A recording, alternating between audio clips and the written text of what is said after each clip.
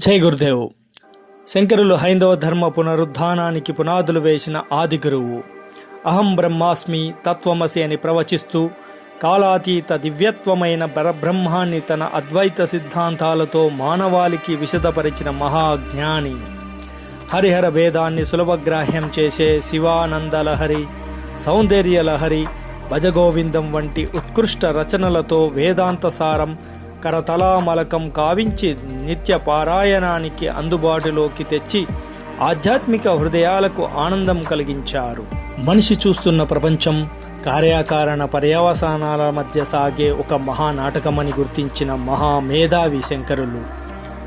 ఆయన ప్రతిపాదించిన అద్వైతవాదానికి మూల సూత్రమైన కర్మ సిద్ధాంతం చెప్పేది ఈ కార్యకారణాలనే. భౌతిక ప్రపంచంలో మనిషి ఉనికిని ప్రభావితం చేసేవి ఈ కార్యకారణాలేనని, ఆత్మకు మాత్రమే వాటిని నియంత్రించగల శక్తి ఉందని తెలియజెప్పారు. కార్యకారణాల ప్రభావం సన్నగిల్లాలంటే నువ్వెవరో నువ్వు ముందు తెలుసుకోవాలన్నారు.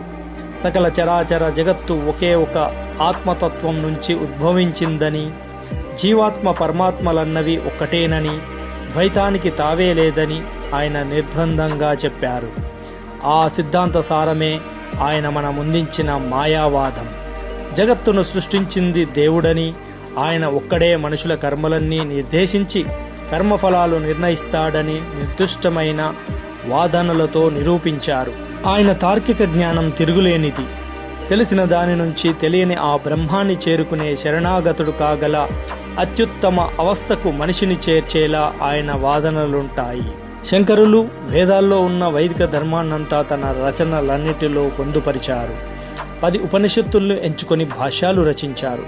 అవి ఈశ, కేన, కథ, ప్రశ్న, ముండక, మాండుక్య, తైత్తరీయ, ఐతరేయ, చాందోగ్య, బృహదారణ్యక ఉపనిషత్తులు.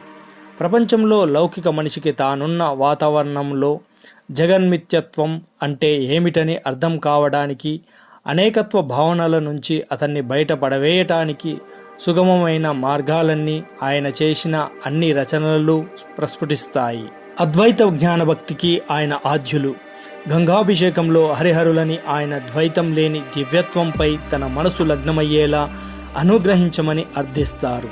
దేహం కలిగించే నేను అనే భావన తొలగి సర్వబంధాల నుంచి విముక్తి కలిగి తిరిగి తానే అనంత దైవత్వంలో లీనం కావటానికి ఆయన చేసిన ప్రార్థనల సారాంశమే వివేక చూడామణి.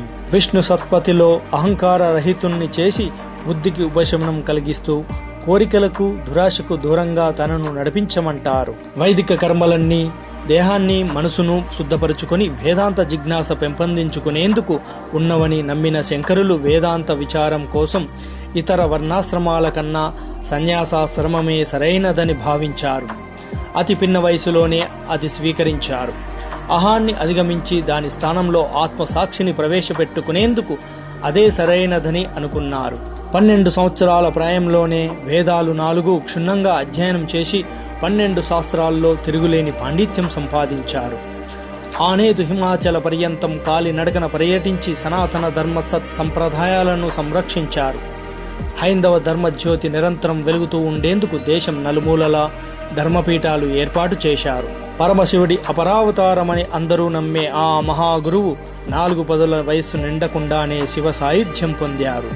మే నెలలో వైశాఖ శుక్ల పంచమి నాడు జరిగే ఆయన జయంతి హిందూ ధర్మవలంబులు అందరికీ పర్వదినం. శ్రీ గురుభ్యో నమః. ఆధ్యాత్మిక అన్వేషకులు.